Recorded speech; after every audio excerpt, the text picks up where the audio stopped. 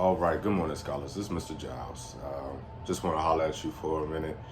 Typically, I do a workout video, but instead of doing a workout video today, just want to talk to you for a second. So, a few things. You know, I'm big on health, and a lot of people attribute health just to lifting weights and exercising, but there's way more to it that is very important to your everyday well-being, your overall well-being. So during this time that we have at home, I encourage you to change some habits. They say it takes 21 days to create a habit. We've been home way more than 21 days. So hopefully you've been practicing some positive habits. One way to establish good habits is called delayed gratification.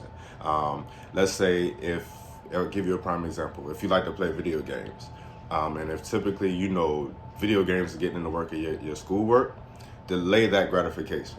Delay that gratification by completing all of your schoolwork, doing all of your chores, finishing what you need to finish, and then play the video game. You can play the video game to your heart's content after you finish what you need to finish. It's prioritizing. Prioritize. If you're in class of 2020, you know that priorities are important. It is something that you could reach back and tell your peers, your younger peers, based on the fact that, they're going to have to prioritize as they become seniors and become young adults and professionals as well. But back to the drawing board. So in regards to health, you have different facets of health or different aspects of health.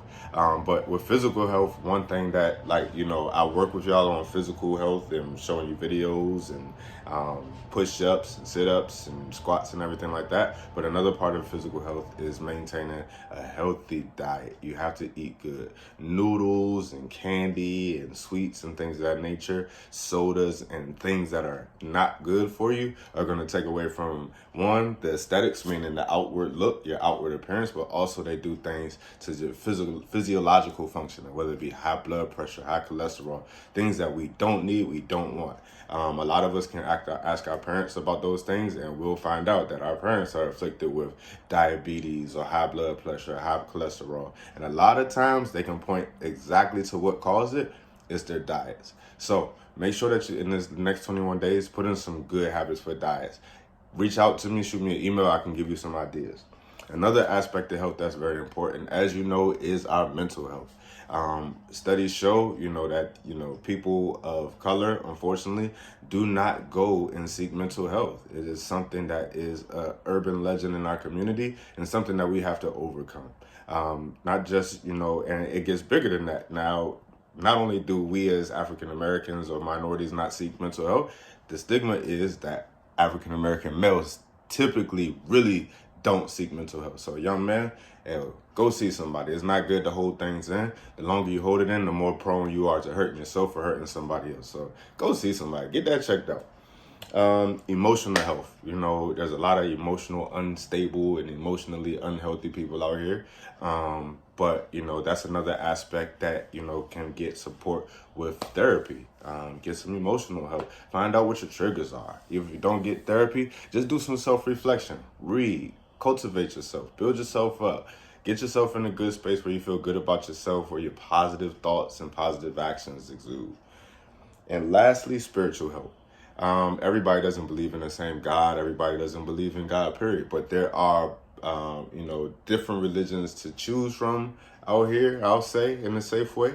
But at the end of the day, just having that connection to a higher power, to a higher being, to the universe, whatever you want to phrase it, to Allah, whomever.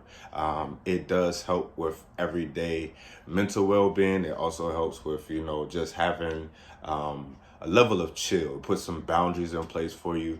And when things get tough, it gives you an outlet, So incorporate those things and think about those things when you think about health and wellness. Because once again, it's not just about push-ups and sit-ups and crunches and squats and how you look, y'all. It's about how you are inside and outside. And seeing as though these days and times are so different, we have time to work on our inside and our outside. So I leave you with this thought. It's one of my favorite poems, so much so that a lot of y'all be like, man, what's that on your arm? This is the poem that's on my arm. It's by Mr. William Cross. I have only a minute, only 60 seconds in it, forced upon me. Can't refuse it, didn't seek it, didn't choose it, but it's up to me to use it. I must suffer if I lose it, give account if I abuse it. Just a tiny little minute. but eternity is in it. So my question to you, scholars, is this is your minute. What are you going to do with it?